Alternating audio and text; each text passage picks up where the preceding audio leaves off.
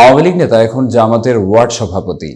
কুমিল্লার তিতাস উপজেলার মোহাম্মদ আবু হানিফ নামে আওয়ামী লীগের একটি ওয়ার্ডের সাধারণ সম্পাদককে ওই ওয়ার্ডের জামাতের সভাপতি করা হয়েছে। এ নিয়ে এলাকায় তোলপাড় সৃষ্টি হয়েছে। জানা যায়, শনিবার 18 জানুয়ারি ওই ওয়ার্ডের জামায়াতের কর্মী সম্মেলন অনুষ্ঠিত হবে। এই সম্মেলনের জন্য ছাপানো পোস্টারে মোহাম্মদ আবু হানিফের নাম এবং জামাতের পদবি লেখা থাকায় বিষয়টি প্রকাশ্যে আসে। পরে বিষয়টি স্বীকার করেন আবু হানিফ।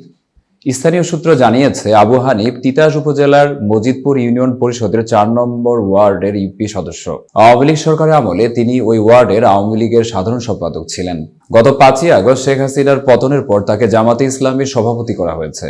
আগে থেকেই জামাতের রাজনীতির সঙ্গে জড়িত থাকার কথা উল্লেখ করে ইউপি সদস্য আবু হানিফ বলেন, আমি মেম্বার হওয়ার আগ থেকেই জামাতে ইসলামীর সঙ্গে জড়িত ছিলাম। আওয়ামী লীগ আমলে মেম্বার নির্বাচিত হওয়ার পর ওয়ার্ডে অবকাঠামো উন্নয়নমূলক কাজ করার জন্য আওয়ামী লীগের ওয়ার্ড সাধারণ সম্পাদক হতে বাধ্য হয়েছি। এতক্ষণ বার্তা বৈঠকের সাথে থাকার জন্য ধন্যবাদ। নতুন নতুন তথ্য ও সংবাদ পেতে বার্তা বৈঠক ইউটিউব চ্যানেল ও ফেসবুক পেজের সাথেই থাকুন।